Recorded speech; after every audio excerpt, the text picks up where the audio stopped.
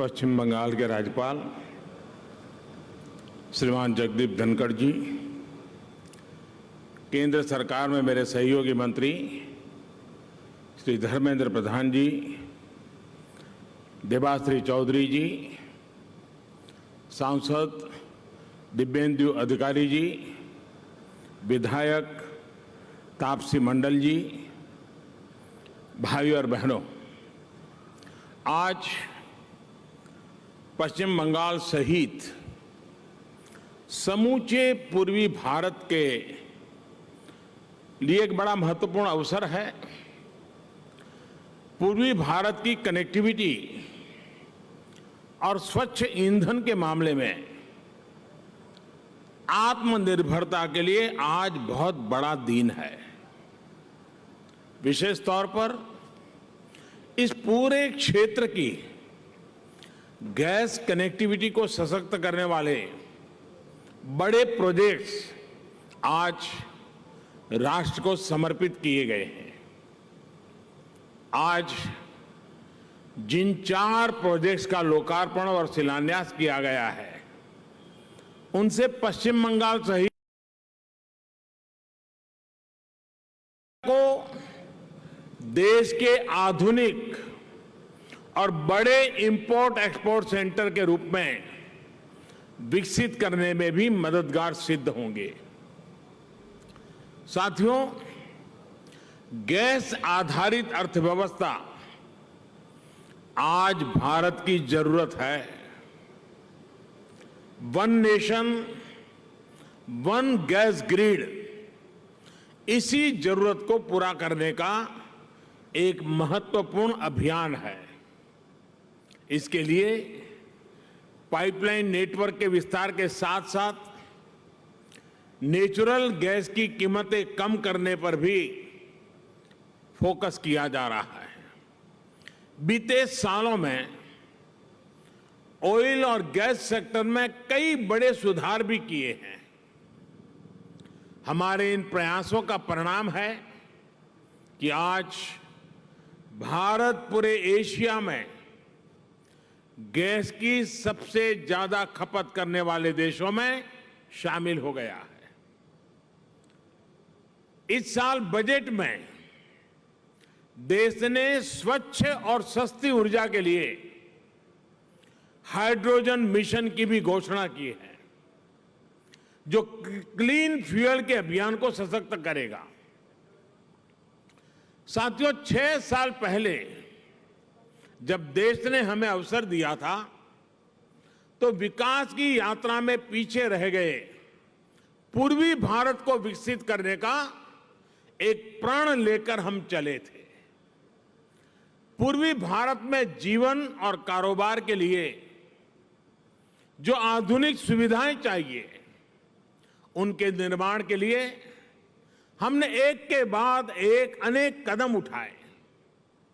Rail हो, road हो, हवाई अड्डे हो, जलमार्ग हो, पोर्ट हो, ऐसे हर सेक्टर में काम किया गया। इस क्षेत्र की सबसे बड़ी समस्या ये पारंपरिक कनेक्टिविटी का अभाव तो था ही, गैस कनेक्टिविटी एक बहुत बड़ी दिक्कत थी। गैस के अभाव में पूर्वी भारत में नए उद्योग तो क्या, पुराने उद्योग भी बंद हो रहे थे। इसी समस्या को दूर करने के लिए पूर्वी भारत को पूर्वी बंदरगाहों और पश्चिमी बंदरगाहों से जोड़ने का फैसला लिया गया। साथियों, प्रधानमंत्री ऊर्जा गंगा पाइपलाइन इसी लक्ष्य के साथ आगे बढ़ रही है। आज इसी पाइपलाइन का एक और बड़ा हिस्सा जनता की सेवा में समर्पित हो चुका है। लगभग 350 किलोमीटर की डोभी दुर्गापुर पाइपलाइन बनने से पश्चिम बंगाल के साथ साथ बिहार और झारखंड के 10 जिलों को सीधा लाभ होगा। इस पाइपलाइन को बनाते समय करीब 11 लाख मैंडेज का रोजगार यहां के लोगों को मिला है। अब जब ये पूरी हो गई है तो इन तमाम जिलों के हजारों परिवारों के किचन में पाइप से सस्ती गैस पहुंच पाएगी। सीएनजी आधारित कम प्रदूषण वाली गाड़ियां चल पाएगी। इसके साथ साथ इससे दुर्गापुर और सिंदरी के खाद कारखाने के लिए भी गैस की निरंतर सप्लाई संभव हो पाएगी। इन दोनों कारखानों की ताकत बढ़ने से रोजगार के नए अवसर बनेंगे और किसानों को पर्याप्त और सस्ती खाद मिल पाएगी।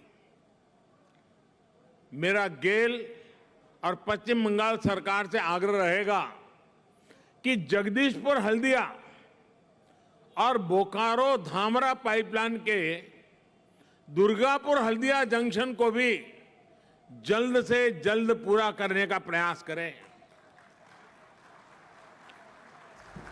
साथियों, नेचुरल गैस के साथ साथ इस क्षेत्र में एलपीजी गैस के इंफ्रास्ट्रक्चर को मजबूत करने के लिए लगातार काम चल रहा है। यह इसलिए जरूरी है क्योंकि पूर्वी भारत में उज्ज्वला योजना के बाद एलपीजी गैस की कवरेज काफी अधिक बढ़ गई है, जिससे डिमांड भी बढ़ी है। उज्ज्वला योजना के तहत पश्चिम बंगाल में करीब करीब 90 लाख बहनों बेटियों को मुफ्त गैस कनेक्शन मिला है। इनमें से भी 36 लाख से ज्यादा एसटी और एससी वर्ग की महिलाएं हैं। वर्ष 2014 में पश्चिम बंगाल में एलपीजी गैस की कवरेज सिर्फ 41% थी। हमारी सरकार के लगातार प्रयास से अब बंगाल में एलपीजी गैस की कवरेज 99% से ज्यादा हो गई है। कहां 41 और कहां 99 से भी ज्यादा। इस बजट में तो देश में उज्ज्वला योजना के तहत 1 करोड़ और मुफ्त गैस कनेक्शन गरीबों को देने का प्रावधान किया गया है। इस बढ़ती डिमांड को पूरा करने में हल्दिया में बनाए एलपीजी इंपोर्ट टर्मिनल बहुत अहम भूमिका निभाएगा। पश्चिम बंगाल, उड़ीसा, बिहार, झारखंड, छत्तीसगढ़, यूपी और नॉर्थ ईस्ट के करोड़ों परिवारों को इससे सुविधा मिलेगी। इस सेक्टर से 2 करोड़ से ज्यादा लोगों को गैस सप्लाई मिलेगी। इनमें से करीब 1 करोड़ उज्ज्वला योजना के ही लाभार्थी होंगे। साथ ही इससे सैकड़ों रोजगार यहां के नौजवानों को मिलेंगे। साथियों, क्लीन फ्यूल को लेकर अपनी प्रतिबद्धता को पूरा करने के लिए आज यहां BS6 फ्यूल बनाने वाले प्लांट की कैपेसिटी को बढ़ाने का काम भी शुरू किया गया है। हल्दिया रिफाइनरी में ये दूसरी कैटालिटिक डी-वैक्सिंग यूनिट जब तैयार हो जाएगी तो लूप बेस्ड ऑयल्स के लिए विदेशों पर हमारी निर्भरता कम हो जाएगी। इससे हर साल देश के करोड़ों रुपया बचेंगे। बल्कि आज हम उस स्थिति की तरफ बढ़ रहे हैं जब एक्सपोर्ट की कैपेसिटी तैयार कर सके। साथियों, पश्चिम बंगाल को फिर से देश के अहम ट्रेडिंग और इंडस्ट्रियल सेंटर के रूप में विकसित करने के लिए हम निरंतर काम कर रहे हैं। इसमें पोर्ट लेड डेवलपमेंट का बेहतरीन मॉडल है। कोलकाता के श्यामा प्रसाद मुखर्जी पोर्ट ट्रस्ट को आधुनिक बनाने के लिए बीते सालों में अनेक कदम उठाए गए हैं। यहां हल्दिया का जो डॉक कॉम्प्लेक्स है उसकी कैपेसिटी को और पड़ोसी देशों से उसकी कनेक्टिविटी को सशक्त करना भी जरूरी है। ये जो नया फ्लाईओवर बना है उससे अब यहां की कनेक्टिविटी बेहतर होगी। अब हल्दिया से पोर्ट तक जाने वाले कार्गो कम समय में पहुंचेंगे, उन्हें जाम और देरी से मुक्ति मिलेगी। Inland waterway authority of India यहां मल्टी मॉडल टर्मिनल के निर्माण की योजना पर काम कर रही है। ऐसी व्यवस्थाओं से हल्दिया आत्मनिर्भर भारत को ऊर्जा देने वाले केंद्र के रूप में उभरेगा। इन सभी कामों के लिए हमारे साथी मित्र धर्मेंद्र प्रधान जी और उनकी पूरी टीम को मैं हृदय से बहुत बहुत बधाई देता हूं और मुझे विश्वास है कि तेज गति से कम समय में सामान्य से सामान्य मानवीय के दुख को दूर करने के इस काम को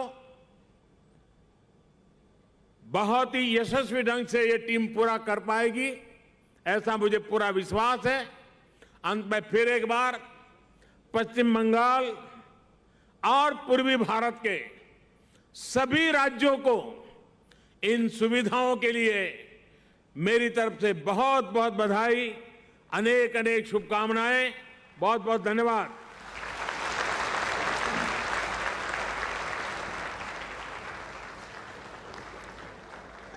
আন্তরিক ধন্যবাদ জানাই মাননীয় প্রধানমন্ত্রীজিকে। তিনি আজ আমাদের এই অনুষ্ঠানের শেষ লগ্নে, তাকে আমরা সবাই আরেকবার দাঁড়িয়ে উঠে করতালি